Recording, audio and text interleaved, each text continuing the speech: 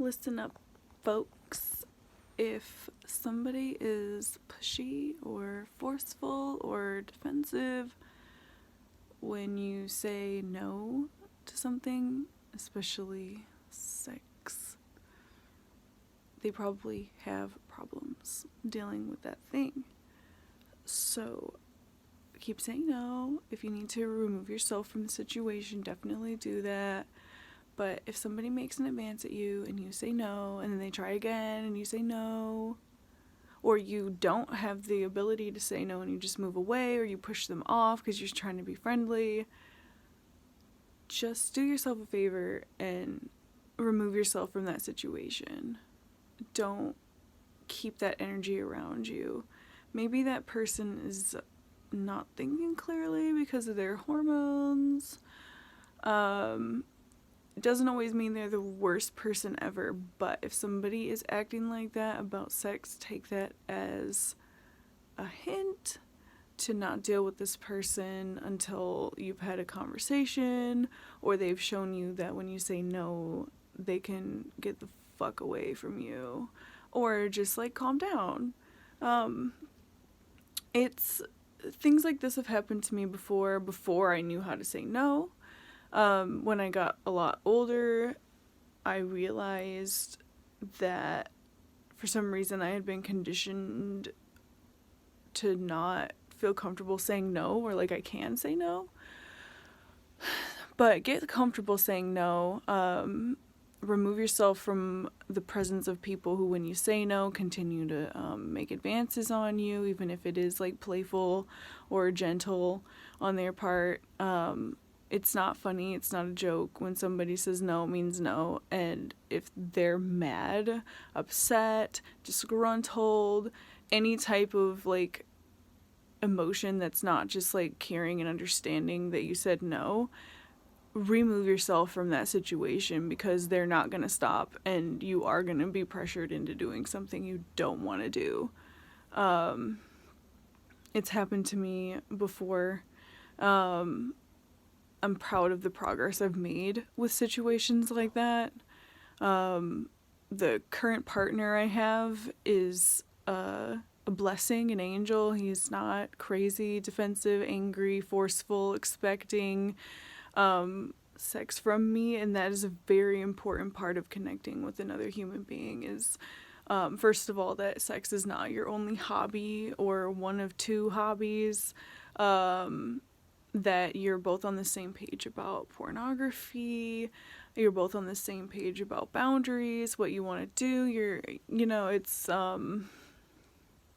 human connection is very important, but we've been lied to for so long about what love is, and sex is not equivalent to love. It can be, but just because you're having sex with somebody, or they're having sex with you, or you're having sex together, or doing sexual things together, does not mean that you love them, does not mean that they love you. There's so much more to what love means, and there's so much more to what sex is than just physical pleasure, or an obligatory task. Nobody is entitled to your body except for you. And don't expect people to do things for you just because you want them to, or just because they're your partner. Sexual favors come as gifts to you.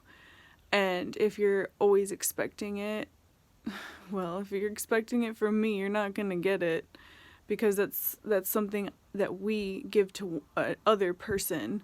We give that pleasure, that feeling, to ourselves, and nobody should be taking that away from you before you're ready, before you want to. These are your gifts that you give people. So yeah, overall, just like not being forceful about sexual favors is the best way to go about it. And if, like I said at the beginning, if somebody is trying to make you do something you don't want to do, and you're feeling like you're being rushed or forced or pushed, just leave them. Like, it's not worth it. It's just not worth it. They need to learn a lesson of, like, what no means and how to read body language in the moment. And, like, if you're really into somebody, you guys will be all over each other. And consent is on a moment by moment basis. So if something is going too far and somebody pushes you away, just, like, leave them alone. Like just process the moment, ask a question, like, start a conversation. Don't just, like, keep going in the direction that you were pushed away from. And, you know, if you feel like you're not comfortable saying no, I highly suggest you practice, but also surround yourself with people who you've said no to in less serious situations.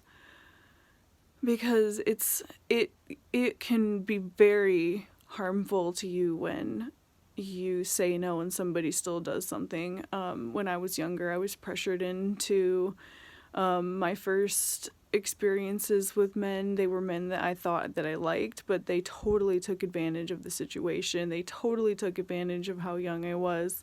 And it's not something that I'm still angry at these people about, but it is definitely the foundation and the basis for this conversation right now. Because as I get older, I realize, oh, well, maybe that isn't what I wanted, and it was what that person wanted, but I didn't know how to say no because I was a kid. Like, a kid doing something that is very adult, that unfortunately is pushed on to us at very young ages. But we're also young and hormonal, and, you know, pleasure is a new experience, and I there's not a lot of healthy and helpful conversation going on around sex when you're younger, because it's like, you know, what are the boundaries? But at the same time, like, we need to be fully aware of what is going on, especially as we, like, mature as kids into younger or to older kids, because I'm 30 and I feel like my entire 20s was a very youthful time. I still feel very young and inexperienced, and there's just a lot of manipulation that goes into how we are introduced into sex, and it's something we need to be talking about, and it's something that can affect you very deeply psychologically and physically and traumatically. So just be careful and teach your kids how to say no, when to say no, what to do when something's going on that they're not interested in doing. Yeah, just be careful and protect yourself, protect your body, protect your energy, because, you know, it didn't matter what age I was. You know, when I was in 4th grade, people were crossing barriers. When I was in middle school, people were breaking boundaries. When I was freshly into high school was the first time that I had sex, and it was not with somebody who I think gave me the space to know that that was what I wanted to do. And I think my experience would constitute as statutory rape. And yeah, for a long time I didn't know how to process that, and I kind of came out in public and talked about it and went on a whole journey, you know, to explore, like, my sexuality and what nudity means, and, like, what consent is and how to say no, and just what my own personal interests were, because it felt like I didn't know what I wanted, because everything that I had experienced sexually up until my 20s was not necessarily what I wanted, because of my initial experience with people when I was younger. I think people are forceful, and if you are somebody who likes to go with the flow and likes people and doesn't, like, want to lose friends or connections, like, saying no can be very isolating, and you don't want to do it because you don't want somebody to be mad. But fuck that. If they're mad, then just leave, because if you say no and they get mad, that's a red flag, hardcore, like, all day red flag, just the worst thing. Don't be afraid of people not liking you, because in this life. You have to say no. You are going to make people upset. People are going to be mad at you, and it's up to them if, you know, you guys make up or not. It's up to you if you make up or not. But like in those moments where you say no and you mean it, and people are breaking that boundary that you just created, just remove yourself from the situation and really question who that person is and who they are in your life and what their true intentions are with you, because people will chew you up and spit you out and not give a shit where the fuck you end up when they're done with you, and they will keep doing it over and over again if you just keep going back to them. They won't stop. They won't change. They can change, but they won't if you keep going and putting yourself into their fuck machine. So just be careful and say no, and when you mean it, every time when you say no, get out of there if the person doesn't have the maturity, the capacity, the control to stop themselves. Yeah. No, we're not doing that anymore. We're not accepting the situation where somebody is forcing themselves onto you. That's not what we're doing anymore. We're done with that. We're done. No means no. No doesn't mean no all the time. Like, no, that's not what I meant to say. Just because somebody said no right then doesn't mean they're going to say no later. So we have to learn how to deal with rejection. And if you really like somebody or you really like something and it says no, or the time isn't right, just go with that flow. Don't try to force the moment. No always means no. And that doesn't mean that things won't change in the future, but they may not too. It may always just be no. No. Believe it when somebody says no, and just do yourself and that person the favor of stopping.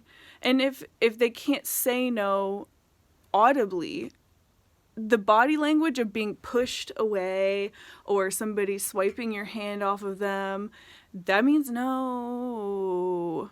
And don't put your hands where they don't belong. Don't touch people. Don't touch people when that's not your initial relationship. Don't break that boundary if it's there or if you haven't discussed it, because, you know, boundaries are created also on a moment by moment basis. So just trust that when somebody says no, that it's in everybody's best interest to just like go with that no energy and see what happens after that, because a no can turn into a yes if you handle the situation properly. Or, you know, that no might save you from something, you know, like maybe there's somebody or some other situation that's better for you that you're gonna get the go ahead on. But yeah, we just got to take rejection. We got to know how to take rejection and just deal with it and process it and move in it through the moment, and don't be afraid to say no.